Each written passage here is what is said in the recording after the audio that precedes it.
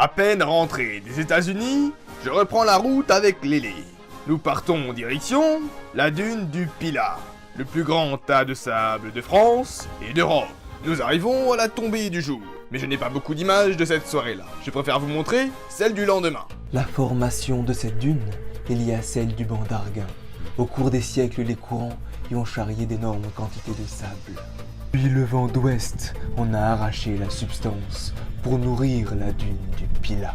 Cet immense tas de sable gagne sur le massif forestier, l'ensevelissant peu à peu. La dune peut avancer jusqu'à 5 mètres par an. La dune a ainsi recouvert un campement proto-historique qui était lié à l'exploitation du sel de l'époque.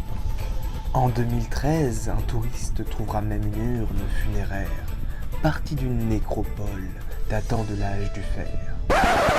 Et oui, c'est un touriste qui l'a découvert. Cette dune est très touristique. Une L'étude de 2014 a affirmé que la dune du Pilat dégageait entre 11 et 13 millions d'euros de bénéfices et jusqu'à 168 millions de retombées indirectes. Après que nous nous soyons amusés un moment, le soleil s'est couché sur le bassin d'Arcachon. Et là, nous avons pu assister à ça. L'eau où nous nagions s'est remplie de guirlandes de Noël. Nous avons fui, croyant à l'attaque d'un troupeau de méduses.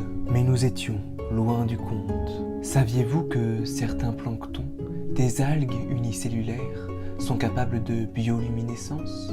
Quand elles sont remuées par les vagues ou les mouvements des nageurs, elles s'illuminent. Donc si comme nous, vous assistez à ce spectacle, ne fuyez pas. Profitez-en pour nager parmi les étoiles.